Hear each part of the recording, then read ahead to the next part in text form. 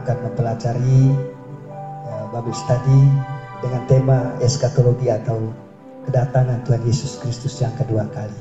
Namun sebelum kita mendengar firman Tuhan, kita terlebih dahulu memuji Tuhan, menyembah Tuhan. Haleluya.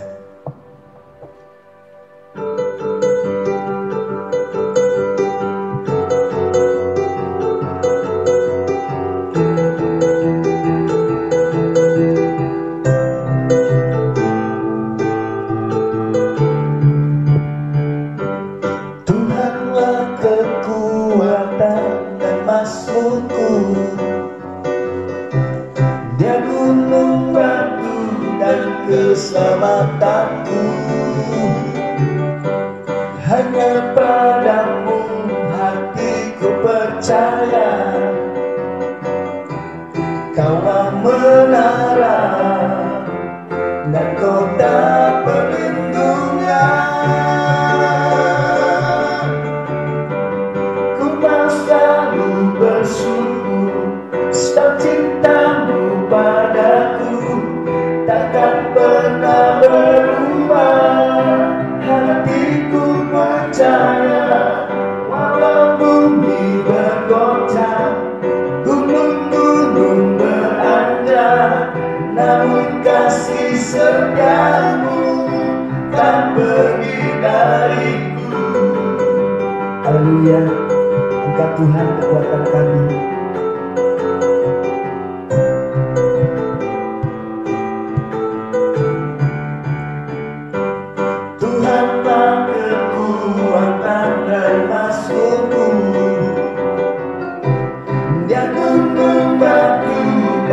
Keselamatanku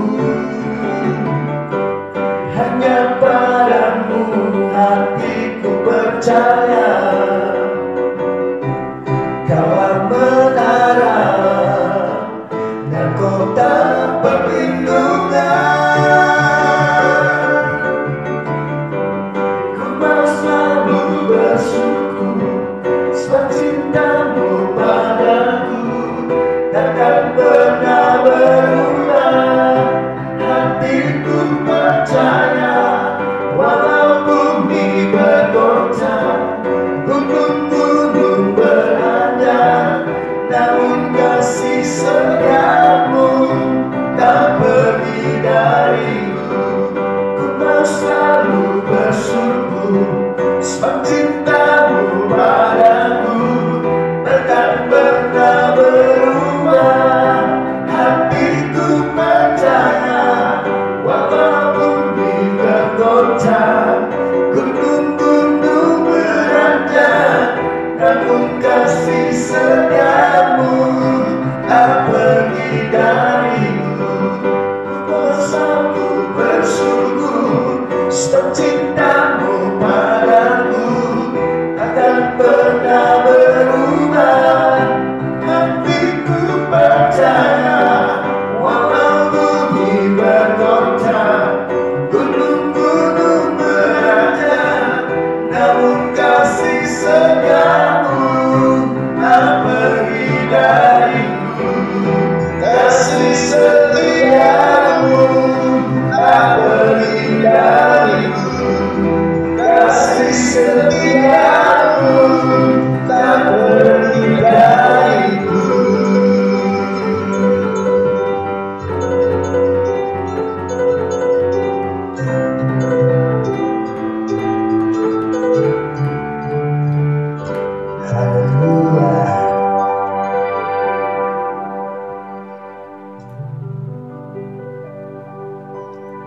Hidupku mengenapi firman-Mu,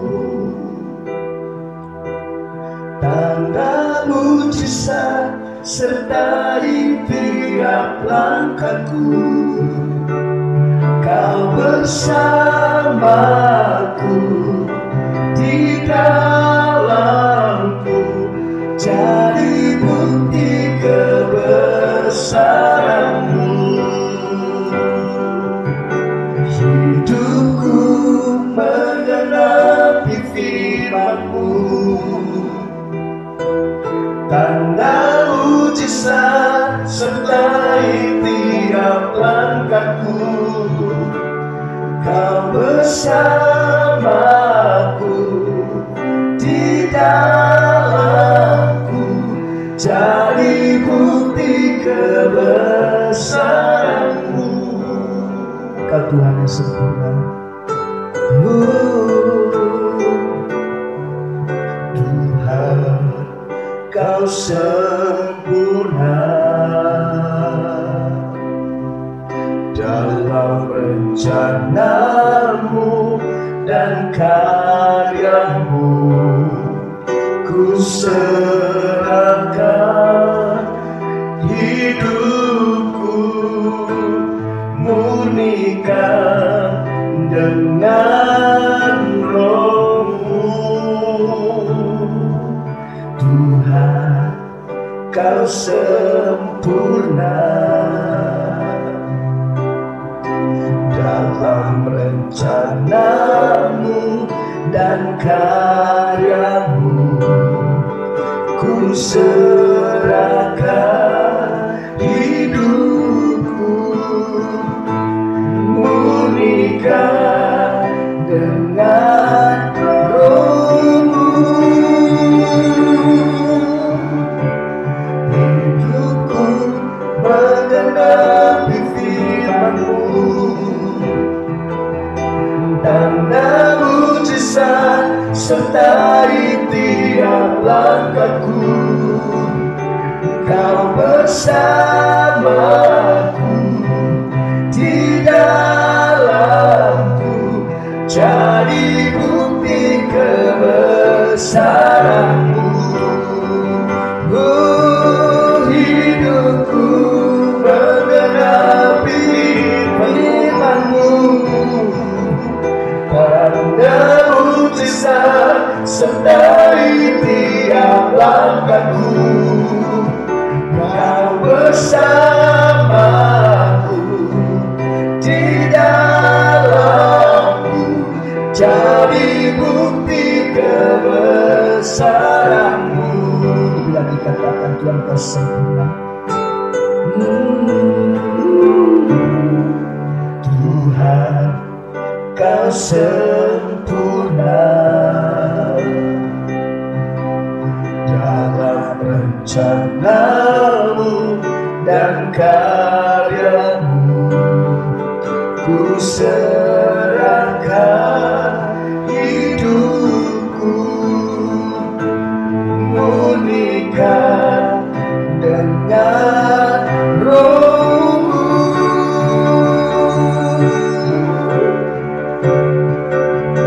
Hidupku menggenapi firman-Mu,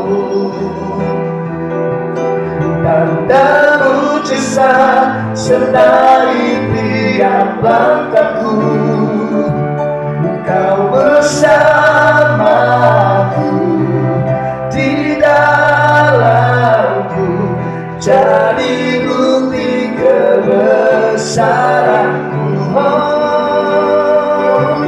Hidupku menggenapi firman-Mu, tanda mujizat sertai tiap langkahku. Kau bersamaku di dalamku, jadi bukti kebesaranmu. Kau bersamaku, Kau bersamaku di dalamku, jadi bukti kebesaranmu. Kau bersamaku di dalamku, jadi bukti kebesaranmu.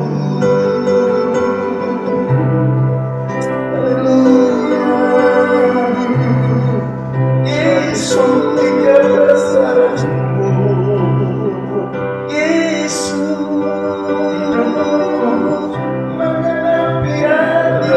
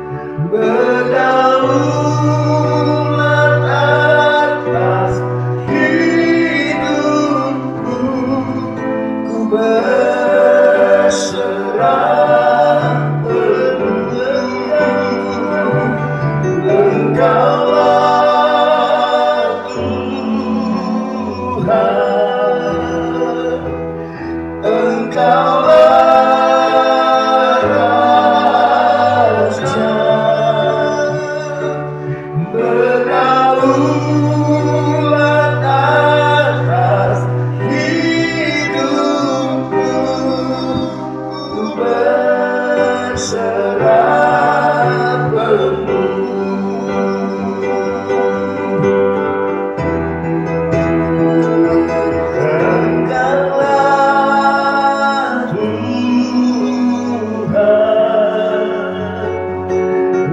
Engkaulah Tuhan, Engkaulah Raja, berdaulat atas hidupku, ku berserah penuh.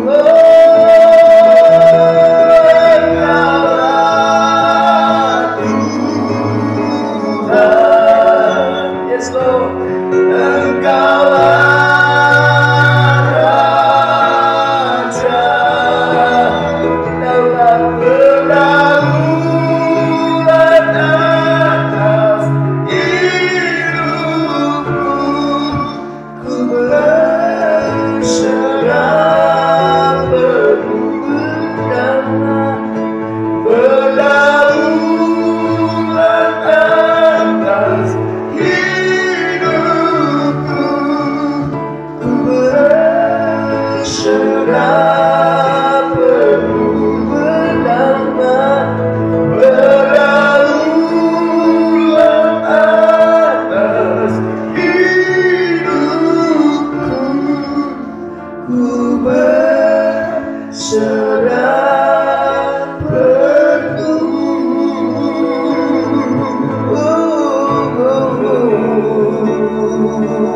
Berserah penuh.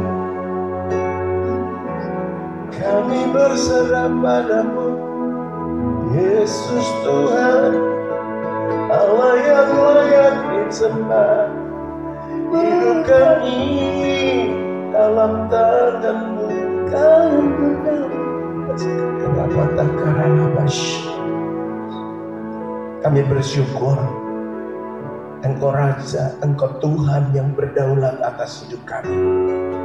Tidak ada kekuatan yang lain yang bisa menolong kami selain Engkau Tuhan. Malam ini biar pengagungan kami menyenangkan Tuhan, lahir dari hati yang rindu, haus, lapar akan Engkau. Dan malam ini kami percaya kemuliaan hadirat-Mu turun memenuhi setiap umat-Mu. Kehausan kami cuma bisa digenapi oleh rencana Tuhan yang ajaib. Sebab itu malam ini kami berserah padamu. Kami taruh hidup kami di dalam genggaman tangan-Mu. Sebab betapa Engkau Tuhan yang ajaib, Allah yang dahsyat, yang tidak bisa ditandingi oleh kuasa apapun. Aku melepaskan urapan dan kuasa atas semua umat-Mu. Dan malam ini mereka menikmati kemuliaan, menikmati kuasa, menikmati hadirat-Mu yang dahsyat Tuhan. Kami rindu umat-Mu dipenuhi hanya dengan kemuliaan-Mu. Biar malam hari ini pengajaran dalam Bible study ini menjadi bekal untuk kami makin dewasa, makin mengerti, makin paham tentang apa yang menjadi kehendak Tuhan untuk menantikan kedatangan-Mu yang kedua kali. Ajari kami, bimbing kami supaya kami memahami jalan-jalan-Mu. Hanya di dalam nama Tuhan Yesus Kristus kami berdoa dan kami siap untuk diberkati. Haleluya. Amin. Shalom Bapak Ibu, Shalom. warga kerajaan, terutama jemaat Tuhan GBI Rokrutek. Malam ini saya berkesempatan untuk mengajarkan kita di dalam Bible study ini tentang pandangan Gereja Bethel Indonesia, karena kita ada di Payung Sinode Gereja Bethel Indonesia tentunya Pak Theo. Maka saya akan mengajarkan tentang teologi GBI tentang kedatangan Kristus yang kedua kali. Nah, tentu banyak pandangan, banyak sudut pandang dari berbagai-bagai gereja dan lain sebagainya. Tapi tentu saya hari ini akan mengajar dari sudut pandang Gereja Bethel Indonesia.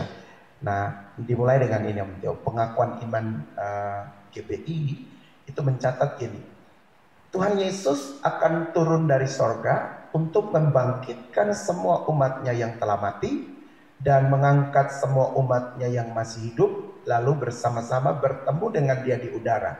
Kemudian dia akan datang kembali bersama orang kudusnya untuk mendirikan kerajaan 1000 tahun di muka bumi. Jadi jemaat Tuhan, kita mulai dengan pengakuan iman GBI yang salah satu poinnya itu mencatat tentang kedatangan Tuhan Yesus Kristus. Nah, oleh karena itu ajaran tentang kedatangan Kristus kedua kali dalam dogmatika ini dibicarakan dalam bagian eskatologi atau akhir zaman tentunya Pak Theo. Janji kedatangan Kristus kembali ini merupakan pengharapan Kristen yang penuh kebahagiaan. Jadi ini masih merupakan sesuatu yang akan datang, tetapi kita penuh dengan kebahagiaan menantikan di dalam semua pengharapan bahwa satu kali kelak Yesus akan datang yang kedua kali untuk menjemput orang-orang kudusnya. Nah, kita mulai dengan yang pertama bicara tentang tanda. Kan tentu mesti ada tanda. Supaya kita mengerti tanda-tanda kedatangan Kristus yang kedua kali itu apa sih menurut pandangan GBI. Ini mesti dipahami oleh semua jemaat, oleh kita hamba Tuhan tentunya, supaya ini menjadi sesuatu pemahaman yang kuat, pemahaman yang dalam. Kemudian kita tidak mudah diombang-ambingkan oleh rupa-rupa angin pengajaran, kata firman Tuhan. Jadi tanda kedatangan yang kedua kali yang sementara kita nantikan, artinya begini, kita sedang hidup di akhir zaman dan peristiwa utama yang akan terjadi di akhir zaman adalah kedatangan Kristus kembali ke bumi. Nah, Pak Theo, hal ini pasti terjadi. Coba kamu baca dulu Yohanes 14. Yohanes 14 ayat 1, 2, dan 3. Oke, cari dulu. Sebentar saudara-saudara, kita mesti pelan-pelan karena Bible study tentu mesti urut-urutannya saudara paham. Kalau belum selesai di sesi ini, maka nanti di part 2 atau di sesi kedua kita akan sambung untuk menyelesaikan pelajaran-pelajaran yang tentu menjadi dasar teologi dari Gereja Betel Indonesia. Yohanes 14 ayat 1, 2, dan 3. Yohanes pasal 14 ayat 1 dan ayat 2. Janganlah gelisah hatimu, percayalah kepada Allah, Ya. percayalah juga kepadaku. Di rumah Bapakku banyak tempat tinggal. Jika tidak demikian, tentu Allah mengatakannya kepadamu. Sebab aku pergi ke situ untuk menyediakan tempat bagimu. Ayat 3. Ayat 3.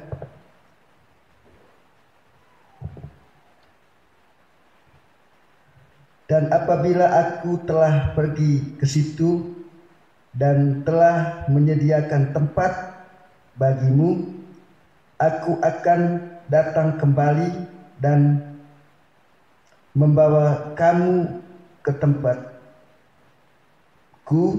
supaya di tempat di mana aku berada, kamu pun berada. Oke, jadi Bapak Ibu, kalau kita lihat Yohanes 14 ayat 1, 2, dan 3, saya garis bawahi ayat yang ketiga, itu berbicara bahwa Tuhan akan pergi ke sana menyediakan tempat bagi saudara dan saya, namun dia akan datang kembali untuk membawa saudara dan saya ada di sana. Jadi ini bicara tentang kedatangan Tuhan kembali untuk membawa kita orang-orang percayanya ada di sana. Tetapi Pak Theo, tentang saat kedatangannya tak seorang pun ada yang tahu kecuali Bapa di sorga. Supaya jangan salah, memang Tuhan bilang dia akan datang, dia akan pergi dan menyediakan tempat, dia datang bawa kita, datang jemput kita ke sana. Tetapi tentang waktu itu hanya Yesus yang tahu. Bapa di sorga yang tahu, anak pun tidak tahu, Alkitab bilang. Tapi tentang kedatangannya tak seorang pun tahu kecuali Bapa di sorga. Matius 24 ayat 36 berkata begitu. Nah karena itu saudara-saudara, kita tidak usah meramalkan. Biasanya ada yang ramal Tuhan datang tahun 2050 misalnya. Tidak perlu kita pakai meramalkan segala sesuatu karena kita bilang Bapa saja yang tahu. Oleh karena itu kita tidak usah meramalkan kapan Yesus akan datang. Kemudian janganlah kita juga menjadi tim perencana, tapi jadilah tim penyambutan. Jadi kita tidak masuk dalam perencanaan kapan Tuhan mau datang, tapi siapkan diri untuk menyambut. Kapanpun itu pasti dia datang. Saya suka baca di stiker, kadang tempel di mobil, believe or not Jesus is coming. Ya kan, lu percaya apa tidak, Tuhan pasti akan datang. Nah oleh karena itu kedatangan Tuhan ini hal yang penting. Untuk itu kita mesti harus mengetahui. Kita mesti mengetahui tanda-tanda zaman yang mendahului kedatangan Kristus kembali, agar kita selalu berjaga-jaga. Jadi penting saudara mempersiapkan diri menyambut kedatangan Tuhan ini dalam sebuah tipikal jemaat yang berjaga-jaga. Berbanyak saudara mau berjaga-jaga. Tuhan datang itu seperti pencuri, kalau kita bilang gitu. Coba baca Pak Teo Matius pasal 16. Kita punya dasar ya. Matius pasal 16 ayat 1, 2, dan 3. Kemudian 16. Oke, pelan-pelan. Matius pasal 16 ayat 1 dan 2 dan 3. 2 dan 3. Oke. Kemudian datanglah orang-orang Farisi dan Saduki hendak mencobai Yesus. Mereka meminta supaya ia memperlihatkan suatu tanda dari surga kepada mereka. Tetapi jawab Yesus, pada petang hari karena langit merah kamu berkata hari akan cerah. Ayat 3, dan pada pagi hari karena langit merah dan redup kamu berkata hari buruk. Rupa langit kan tahu membedakannya, tetapi tanda-tanda zaman tidak. Sekarang lanjut ke pasal 24. Lihat pasal 24 ayat yang ke-42. Iya, pasal 24 ayat 24 ayat 42. Karena itu berjagalah-jagalah, sebab kamu tidak tahu pada hari mana Tuhan datang. Ya, berjaga-jagalah, karena kita tidak tahu kapan waktunya Tuhan. Oleh karena itu, kekasih Tuhan sekalian, dari Matius 16 ayat 1 sampai ayat yang ketiga, Yesus berkata kepada orang-orang Saduki yang meminta tanda. Tuhan bilang, rupa alam kamu bisa, waktu langit di pagi hari warna merah, kamu berkata begini, waktu di sore hari kamu berkata begini. Tapi yang pasti bahwa dia akan datang yang kedua kali. Karena itu kita perlu melihat tanda-tandanya. Beberapa tanda-tanda zaman yang harus diperhatikan antara lain, yang pertama adalah penyesatan. Munculnya Mesias-Mesias palsu. Jadi hati-hati kalau ada orang yang datang atas nama Yesus, bikin mujizat bla bla bla, kemudian bilang akulah Yesus. Wah, penyesatan mulai masuk di mana-mana. Nah, kita mesti lihat bahwa Mesias palsu itu akan datang. Itu salah satu tanda. Kita bisa temukan dalam Matius pasal 24, pasalnya Mesias palsu ini atau penyesatan itu datang. Matius 24 ayat 4 dan 5. Oke. Matius pasal 24 ayat 4 dan 5. Demikian firman Tuhan.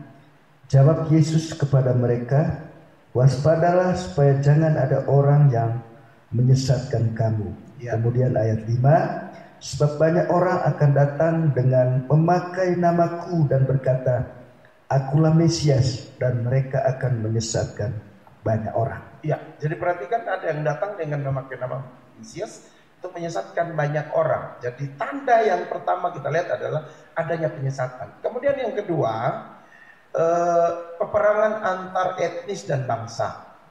bangsa melawan bangsa, suku melawan suku, kaum melawan kaum. Matius 26 ayat 6 dan ayat 7a. Matius 24 ayat 6 dan 7a. Tadi lanjut Pak. Tadi kan sampai ayat 3. Ini sekarang coba perhatikan ayat 6 dan 7. Kamu akan mendengar deru perang atau kabar-kabar tentang perang. Namun berawas-awaslah, jangan kamu gelisah, sebab semuanya itu harus terjadi, tetapi itu belum kesudahannya. Itu belum kesudahannya. Kemudian ayat 7, ya. Sebab bangsa akan bangkit melawan bangsa, bangkit melawan bangsa, terus dan kerajaan melawan kerajaan. Kerajaan melawan kerajaan. Jadi kita lihat bahwa tanda kedua itu peperangan antar etnis dan bangsa. Kemudian tanda yang ketiga, Pateo, itu terjadi kelaparan di berbagai tempat. Orang lapar di berbagai tempat. Di dalam Matius pasal masih 24 ayat tadi 7a kan, tadi sekarang 7b, lanjut.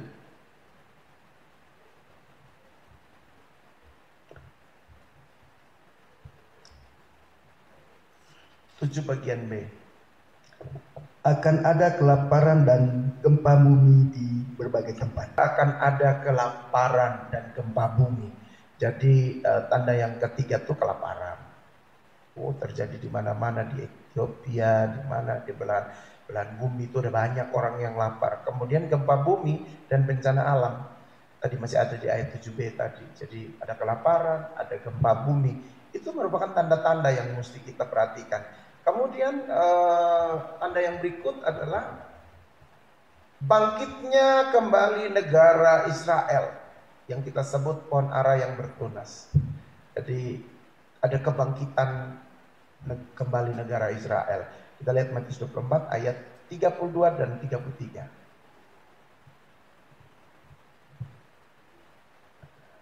Ayat 32 dari Matius 24 ya. Pasal 24 ayat 32. Tariklah pelajaran dari perumpamaan tentang pohon ara. Apabila ranting-rantingnya melembut dan mulai bertunas, kamu tahu bahwa musim panas sudah dekat. Terus ayat 33, demikian juga jika kamu melihat semuanya ini, ketahuilah bahwa waktunya sudah dekat, sudah di ambang pintu. Ayat 34, aku berkata kepadamu, sesungguhnya angkatan ini tidak akan berlalu sebelum semuanya itu terjadi. Oke, jadi Matius 24 ini bicara tentang pohon ara yang bertunas. Itu gambaran tentang bangsa pilihan Tuhan, umat pilihan Tuhan akan bangkit dengan kejayaan yang luar biasa. Kemudian tanda berikutnya adalah ini terjadi kehancuran perekonomian dunia. Perekonomian dunia akan ambruk. Itu sebagai salah satu tanda. Coba lihat Yakobus pasal 5 sebentar ya. Yakobus pasal 5 ayat 1 hingga ayat yang keempat. Yakobus pasal yang kelima ayat 1 hingga ayat yang keempat. Jadi sekarang, hai kamu orang-orang kaya, menangislah dan merataplah atas sengsara yang akan menimpa kamu. Ya. Kekayaanmu sudah busuk dan pakaianmu telah dimakan nyenyak. Emas dan perakmu sudah berkarat, ya, dan karatnya akan menjadi kesaksian terhadap kamu dan akan memakan dagingmu seperti api. Kamu tidak mengumpulkan harta pada hari-hari yang sedang berakhir. Iya. Jadi kalau kita lihat Yakobus 5 ayat 1-4 bicara tentang kehancuran ekonomi. Ini menjadi salah satu tanda Tuhan akan datang yang kedua kali. Kemudian tanda yang terakhir adalah kalau kita bilang begini, Injil kerajaan itu akan diberitakan di seluruh dunia. Matius 24 ayat 14. Jadi kurang lebih saya mencatat di sini ada 8 tanda sebagai sinyal bahwa Kristus akan datang yang kedua kali. Ini tidak terjadi secara sporadis, tapi terjadi di seluruh belahan dunia. Injil kerajaan diberitakan di seluruh dunia. Matius pasal berapa? 24 masih tadi, ayat yang ke-14. Dan Injil kerajaan ini akan diberitakan di seluruh dunia menjadi kesaksian bagi semua bangsa. Sesudah itu barulah tiba kesudahannya. Ya, jadi Injil kerajaan akan diberitakan ke seluruh dunia, baru tiba kesudahannya. Jadi ini Pak Teo tanda-tanda. Jadi paling tidak kita jemaat Gereja Betel Indonesia punya pengajaran yang kuat tentang kedatangan Tuhan dengan beberapa tanda-tanda zaman yang mesti diperhatikan. Kembali lagi, jemaat Tuhan, kita tidak bisa menentukan tanggal kapan. Kita nggak bisa rencanakan Tuhan punya kedatangan, tapi itu hanya diketahui oleh Bapa di surga. Oleh karena itu, kita mesti terus berpegang kepada apa yang dikatakan oleh firman Tuhan. Bapak Ibu warga kerajaan yang dicintai, kita melihat bahwa setelah kita ketahui tentang tanda-tanda kedatangan Kristus yang kedua kali, Pak Teo, sekarang saya akan mengajarkan saudara tentang 2 tahap kedatangan Kristus kembali. Nah, ini penting untuk kita memahaminya dengan benar. Menurut kesaksian Alkitab, saudara yang dikasihi Tuhan, kedatangan Tuhan Yesus yang kedua kali itu terbagi dalam 2 tahap atau 2 selang waktu yang berbeda.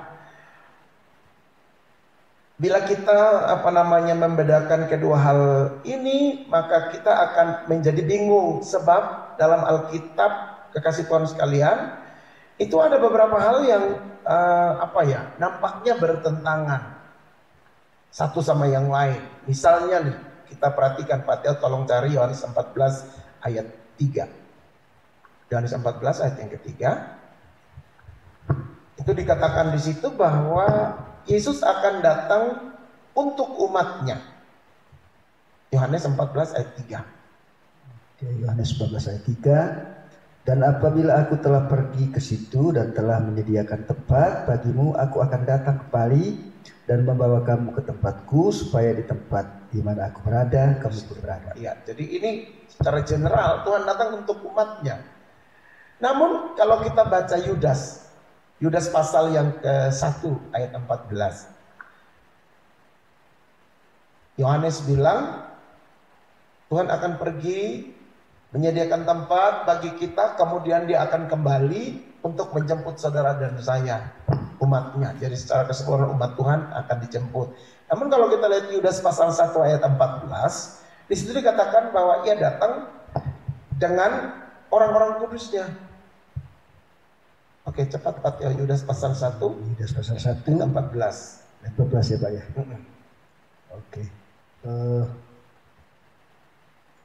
Juga tentang mereka, Henokh, keturunan ke-7 dari Adam, telah bernubuat, katanya sesungguhnya Tuhan datang dengan beribu-ribu orang kudusnya.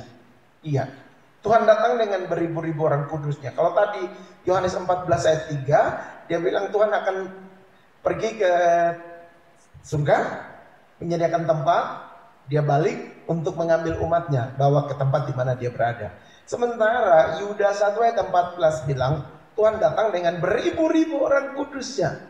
Jadi kelihatannya seperti bertentangan.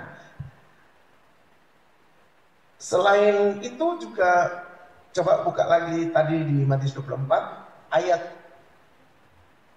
42, 43 hingga ayat 44. Jadi kita lihat pertentangan sepertinya satu sama yang lain berbeda. Matius 24 ayat 42 hingga ayat yang ke-44. Kita lihat contoh berikutnya, umat Tuhan. Karena itu berjaga-jagalah sebab kamu tidak tahu pada hari mana Tuhan mau datang. Tetapi ketahuilah ini, jika Tuhan rumah tahu pada waktu mana pada malam hari pencuri akan datang, sudahlah pasti ia berjaga-jaga.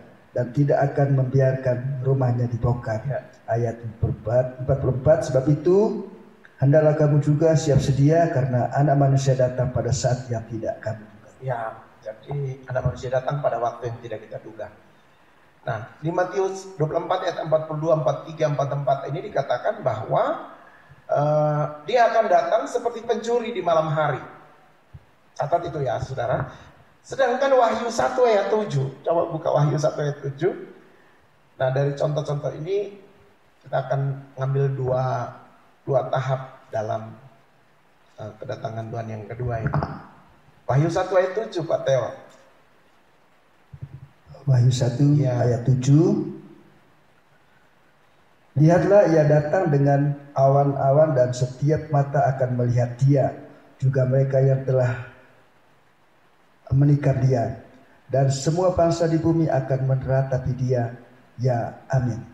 Ya, dan amin. Jadi Wahyu 1 ayat 7 itu dikatakan bahwa dia akan datang dengan awan-awan dan setiap mata akan melihat dia. Bertentangan dengan saudara. Matius 24 bilang dia datang seperti pencuri. Itu nggak kelihatan. Makanya harus berjaga-jaga, bersiap-siap. Di Wahyu 1 ayat 7 bahkan dikatakan dia datang di awan-awan itu. Setiap mata dia datang dengan awan-awan dan setiap mata akan melihat. Oleh karena itu dari hal ini saya bawa saudara untuk melihat dua tahap itu terdiri atas yang pertama adalah pengangkatan atau rapture atau parousia. Yesus akan datang di awan-awan dan mengangkat orang-orang yang percaya. Tadi kalau kita baca selidiki baik-baik maka kita punya dua hal menjadi kesimpulan sementara, yaitu yang pertama tentang pengangkatan atau rapture atau parousia itu, yaitu Yesus akan datang di awan-awan dan akan mengangkat orang-orang percayanya. Kemudian yang kedua, Pak Theo, penampakan Kristus, Revelation, Apokalipse atau Epifania. Jadi penampakan Kristus, Yesus akan menjejakkan kakinya di bumi untuk mendirikan kerajaan milenium. Di dua hal ini mesti menjadi dasar, walaupun kelihatan tadi ayat yang satu sama ayat yang lain bertentangan, tapi dari beberapa pembacaan ayat-ayat firman Tuhan itu kita punya dua kesimpulan sementara. Itu yang pertama ada pengangkatan atau rapture atau parousia ini, Yesus akan datang di awan-awan dan akan mengangkat orang percaya. Kemudian yang kedua, dia penampakan Kristus, Revelation, Apokalipse atau Epifania ini, Yesus akan menjejakkan kakinya di bumi untuk mendirikan kerajaan milenium. Jadi itu poin yang kedua tentang kita melihat tentang tahap kedatangan Kristus kembali. Sekarang kita akan sama-sama belajar lagi berbagai peristiwa akhir zaman. Jadi dikasih Tuhan, karena kita punya waktu yang terbatas, saya akan selesai di bagian ini, kemudian kita akan lanjutkan di sesi berikutnya. Kita masuk ke poin yang ketiga, yaitu berbagai peristiwa akhir zaman. Yang paling luar biasa yang pertama itu tentang pengangkatan. Pak Tio buka 1 Tesalonika pasal 4 sebentar. 1 Tesalonika 4, 15-17. Pasal 4. Oke. Ayat berapa, Pak? 15, 16, 17. 1 Tesalonika pasal 4.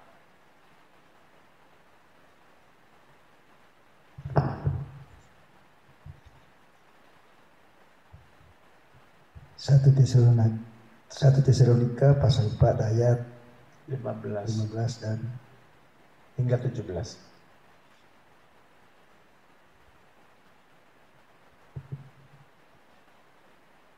Hai kamu, ini kami katakan kepadamu dengan firman Tuhan. Kita yang hidup, yang masih tinggal sampai kedatangan Tuhan, sekali-kali tidak akan mendahului mereka yang telah meninggal. Sebab pada waktu tanda diberi, yaitu pada waktu penghulu malaikat berseru dan sangkakala Allah berbunyi, maka Tuhan sendiri akan turun dari surga dan mereka yang mati dalam Kristus akan lebih dahulu bangkit. Ayat 17.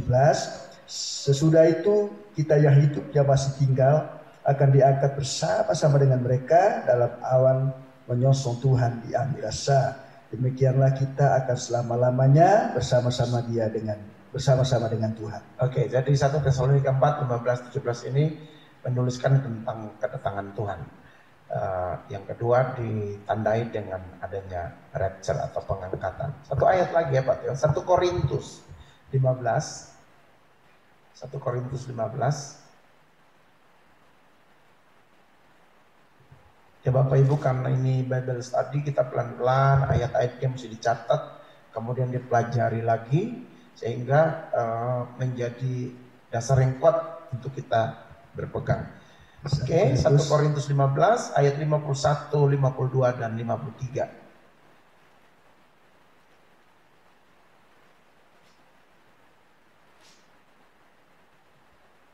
Ayat 51, 52, yang 3 ya. Iya.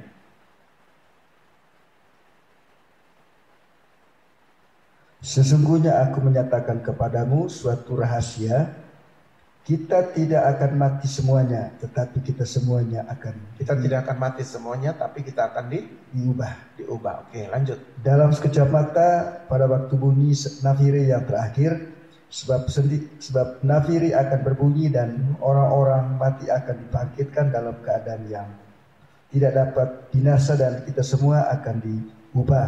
Ayat 53. Karena yang dapat binasa ini harus mengenakan yang tidak dapat binasa, dan yang dapat mati ini harus mengenakan yang tidak dapat mati. Oke. Jadi 1 Tesalonika 4, 15 sampai 17, kemudian 1 Korintus 15 ayat 51 sampai 33 ini berbicara tentang pengangkatan. Pengangkatan itu adalah gini Pak Teo.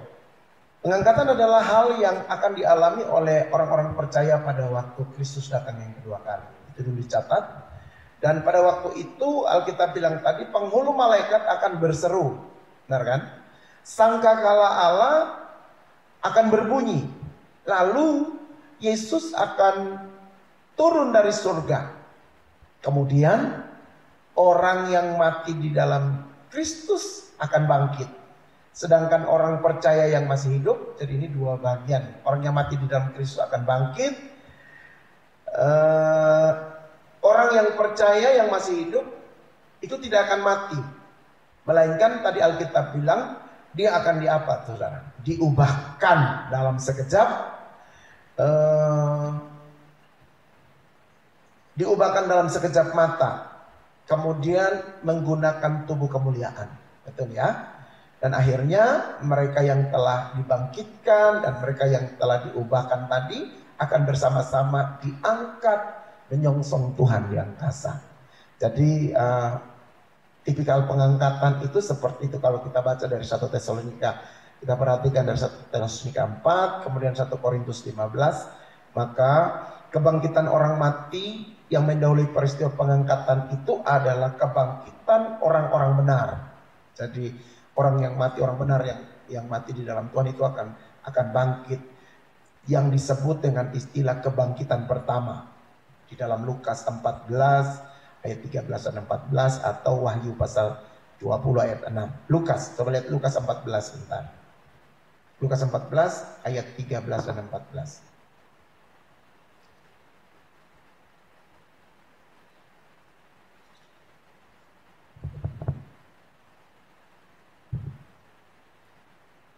Lukas 14 ayat 13 dan 14. Ya.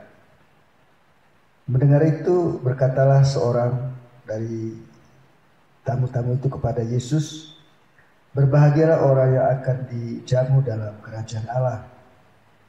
15 ya, 14 ya Pak ya. Dan engkau akan berbahagia karena mereka tidak mempunyai apa-apa untuk membalasnya kepadamu, sebab engkau akan mendapat balasnya pada hari kebangkitan orang-orang benar. Iya. Jadi hari kebangkitan orang-orang benar. Jadi tidak semua orang benar yang akan dibangkitkan. Satu ayat lagi ya supaya menjadi kuat. Wahyu 20. Wahyu pasal 20 ayat 6. Wahyu 20 ayat 6. Oke, pelan-pelan kita tunggu.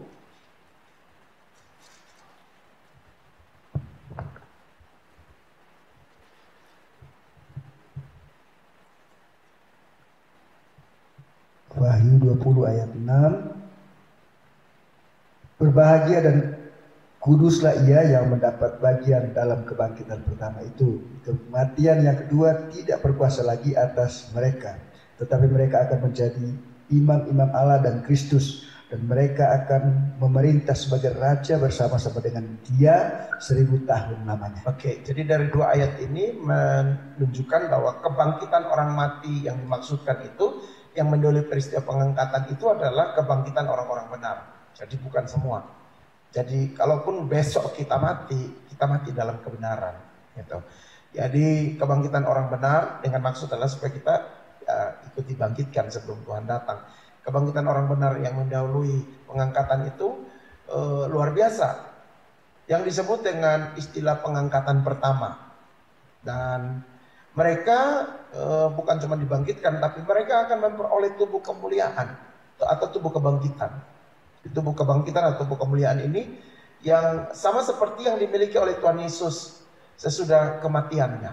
Dari tubuh kemuliaan yang Yesus kenakan setelah dia bangkit itu, tubuh yang seperti itulah yang akan dikenakan oleh orang-orang benar yang meninggal, yang dibangkitkan pada waktu pengangkatan itu.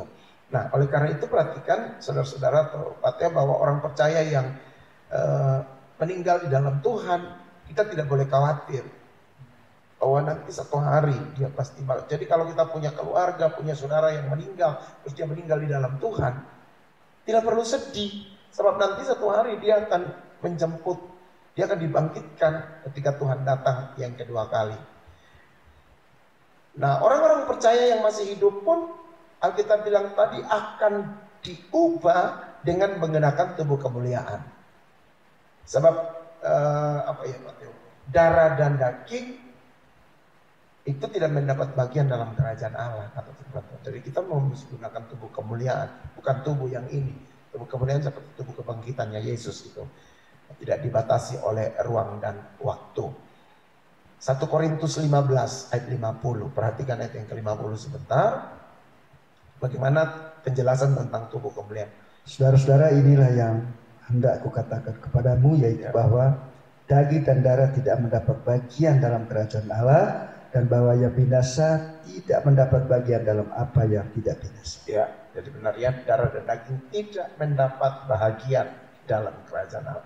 Karena itu perhatikan, jangan kasih gemuk darah dan dagingmu, tapi manusia rohmu, supaya kita menjadi orang benar yang siap untuk diubahkan oleh Tuhan. Kasih Tuhan, sekarang saya mau jelasin tentang sifat tubuh kemuliaan ini sempurna. Jadi sempurna seperti Yesus untuk mengenakan tubuh kemuliaan. Antara lain ciri-ciri dari tubuh kemuliaan yang sempurna itu yang pertama adalah tidak terikat pada hukum alam, tidak lagi dibatasi oleh ruang dan waktu, dapat pindah cepat atau tembus tembok dan lain sebagainya. Dia bisa ada di sini, dia bisa ada di tempat manapun, karena tubuh kemuliaan itu tidak dibatasi oleh hukum alam, bahkan tidak dibatasi oleh ruang dan waktu. Jadi ciri khasnya itu tubuh kemuliaan. Kemudian yang kedua, tubuh kemuliaan itu dapat langsung masuk dalam alam roh yang tak kelihatan, sehingga tiba-tiba lenyap, dapat dilihat oleh orang lain yang masih hidup dengan mengenakan tubuh jasmani. Jadi kalau misalnya saya sudah menggunakan tubuh kemuliaan, Fatio masih tubuh jasmani, maka saya bisa berpindah tanpa kamu tahu. Jadi itu luar biasa. Saya coba merenungkan, dahsyat banget ini. Jadi orang yang mengenakan tubuh kemuliaan itu akan langsung masuk dalam alam roh yang tak kelihatan, sehingga tiba-tiba bisa lenyap dari manapun juga. Kemudian yang ketiga, pada waktu tubuh jasmani itu berubah menjadi tubuh kemuliaan, segala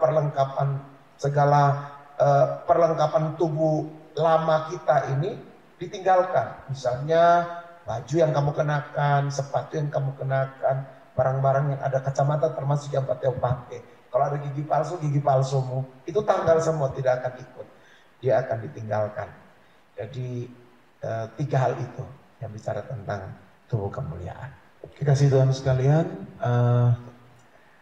Alkitab juga telah memberikan contoh-contoh tentang orang-orang yang telah mengalami pengangkatan. ini contohnya adalah Henokh. Kita baca dalam Kejadian pasal 11. Kejadian pasal yang bukan pasal 11 tapi Kejadian pasal 5 ayat yang ke-5-24 itu berbicara tentang Henokh terangkat ke surga. Kemudian Elia misalnya 2 Raja-Raja 2 ayat 11 juga diangkat ke surga. Kemudian yang paling luar biasa adalah Kristus. Kristus naik ke surga. Jadi Bapak Ibu sekalian, ini juga akan dialami oleh dua saksi Allah. Kita baca di Wahyu pasal yang ke-11 ayat 11 dan 12. Bentar, coba Pak Teo lihat. Dua saksi Allah. Dan ada Henokh, ada Elia, ada Kristus. Kemudian Alkitab juga berbicara tentang dua saksi Allah. Wahyu 11 ayat 11 dan 12. Oke. Wahyu pasal 11 ayat 11 dan 12. Ya. 3,5 hari kemudian masuklah roh kehidupan dari Allah ke dalam mereka sehingga mereka bangkit dan semua orang yang melihat mereka menjadi sangat takut. Ayat 12. Dan orang-orang itu mendengar suatu suara yang nyaring dari surga berkata kepada mereka, naiklah kemari. Lalu naiklah mereka ke langit, diselubungi awan, disaksikan oleh musuh-musuh mereka. Ya, jadi dua saksi Allah itu mengalami kematian. Kemudian dibangkitkan dan mereka mendengar suara marilah kemari dan mereka naik ke surga. Jadi lihat contoh Henokh, kemudian Elia, Kristus, dua saksi itu membuktikan bahwa pengangkatan itu benar-benar di akhir zaman akan terjadi. Jadi kita bilang pada waktu itu Pak Teo, kuburan-kuburan itu akan terbuka, kuburan orang percaya di seluruh dunia akan terbuka. Kemudian akan ada report dari seluruh dunia bahwa pada saat yang bersamaan semua orang Kristen itu, Kristen sejati itu akan lenyap. Ini kejadian yang dahsyat, termasuk orang yang lagi di pesawat, lagi mengendarai mobil misalnya, atau mereka yang lagi bekerja di tempat pekerjaan, itu mereka terangkat menggunakan tubuh kemuliaan. Nah, oleh karena itu, kekasih Tuhan sekalian, kita nih harus berjaga-jaga akan waktu dan saat itu. Sehingga dengan kita berjaga-jaga agar kita diangkat dan tidak ketinggalan pada waktu itu. Coba lihat Matius pasal 24 sebentar Pak ya. Matius 24 ayat 40 hingga ayat yang ke-42. Matius pasal 24 ayat 40 sampai dengan ayat 42. Setelah itu ia kembali kepada murid-muridnya itu dan mendapati mereka sedang tidur, dan ia berkata kepada Petrus, tidakkah kamu sanggup berjaga-jaga 1 jam dengan aku? Ayat 41, berjaga-jagalah dan berdoalah supaya kamu jangan jatuh ke dalam pencobaan. Roh memang penurut tetapi daging lemah. Ayat 42, lalu dia pergi untuk kedua kalinya dan berdoa katanya, ya Bapakku, jikalau cawan ini tidak mungkin lalu kecuali apabila aku meminumnya, jadilah kehendakmu. Ya, jadi Matius 24 ayat 40-42 ini berbicara tentang sikap berjaga-jaga. Sehingga waktu Tuhan datang, kita diangkat bersama-sama dengan Dia. Ini yang bagian berikut adalah mengenai waktu pengangkatan. Waktu pengangkatan ini kan jadi perdebatan atau pandangan-pandangan yang muncul. Nah, kurang lebih itu ada 4 pandangan yang berbeda tentang pengangkatan. Yang pertama, pandangan ini adalah pre-tribulation atau pengangkatan sebelum masa antikristus. Jadi sebelum ada penganiayaan, pengangkatan itu sudah terjadi. Kemudian ada pandangan yang kedua, pengangkatan di tengah-tengah masa aniaya setelah antikristus memerintah 3,5 tahun. Ini yang kita sebut mid-tribulation. Jadi yang pertama itu pandangan disebut pra-tribulation karena mendahului. Kemudian mid-tribulation. Kemudian yang ketiga itu pengangkatan di akhir masa antikristus atau pos. Jadi ada pra, mid, dan pos. Pos tribulasi ini berbicara tentang atau pandangan tentang pengangkatan itu akan terjadi setelah di ujung. Kemudian ada pandangan yang keempat, pengangkatan itu terjadi beberapa kali, yaitu sebelum atau selama masa tribulasi parsial. Jadi terjadi beberapa kali, yaitu sebelum atau selama masa tribulasi itu terjadi. Jadi ada 4 pandangan ini. Gereja-gereja orang-orang Kristen terbagi di dalam 4 pandangan ini. Nah, bagaimana dengan Gereja Bethel Indonesia atau GBI? GBI meyakini ada 2 tahap kedatangan Kristus dalam waktu yang berbeda.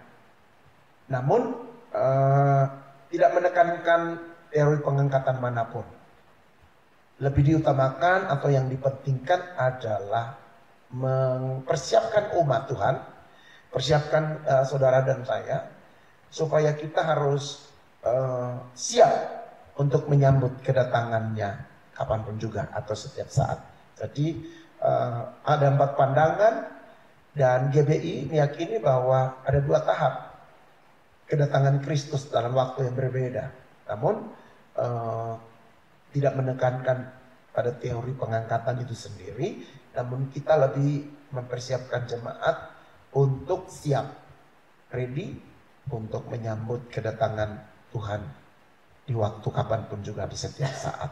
Jadi Bapak Ibu, untuk sesi pertama dari pengajaran tentang eskatologi kedatangan Tuhan yang kedua kali, saya berhenti di sini dulu. Nanti saya akan melanjutkan pada sesi berikutnya di minggu-minggu berikut. Oleh karena itu, apa yang saya sampaikan silakan boleh dipelajari lagi sehingga ini menjadi sebuah dasar bagi seluruh jemaat yang ada memegang teguh firman Tuhan tentang hal-hal yang berhubungan dengan kedatangan Tuhan Yesus yang kedua kali. Baik, puji Tuhan, terima kasih untuk attentionnya, untuk perhatiannya, untuk pengikut sertaan Bapak Ibu sekalian di dalam pengajaran di malam hari ini. Sekiranya Tuhan memberkati saudara. Kita akan mengakhiri dengan kita berdoa bersama-sama. Mari kita berdoa. Bapak, kami mengucap syukur untuk malam ini. Kami boleh mulai belajar dalam Bible study ini dan hari ini saya mengajarkan tentang kedatangan Tuhan yang kedua kali. Ada banyak hal yang mungkin belum sempurna, tapi satu hal yang aku percaya Roh Kudus akan memberi pengertian-pengertian kepada setiap kami yang mau belajar sehingga kami menjadi lebih paham, lebih mengerti, lebih mendalami setiap hal yang berhubungan dengan masa yang akan datang untuk menyongsong Tuhan di awan-awan. Dan malam ini terima kasih untuk semua hal yang baik. Tuhan memberkati umat-Mu dalam pekerjaan, bisnis, apapun yang mereka lakukan tiap-tiap hari. Aku percaya tangan Tuhan yang dahsyat turun untuk memberkati mereka semua. Kami mengucap syukur dan berterima kasih hanya di dalam nama Tuhan Yesus Kristus, Allah pencipta langit dan bumi, yang telah menolong kami dari dahulu, sekarang, bahkan sampai selama-lamanya. Ini doa kami di dalam nama Tuhan Yesus. Kami mengucap syukur. Haleluya. Amin. Tuhan Yesus memberkati sekarang.